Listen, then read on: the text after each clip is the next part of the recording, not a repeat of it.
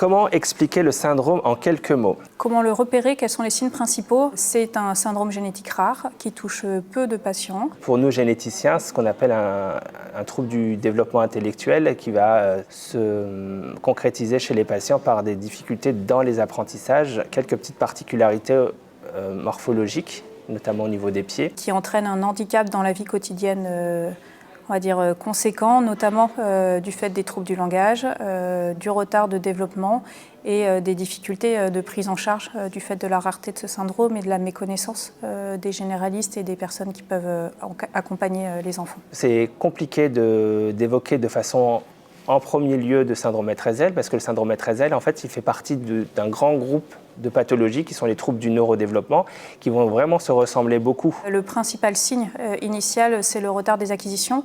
D'abord un retard moteur avec une tenue assise vers 1 an, puis une marche vers 2 ans, 2 ans et demi, et un retard de langage. Un enfant qui, à la naissance, en fait, avait un petit poids de naissance, un enfant qui va avoir, par exemple, des pieds beaux.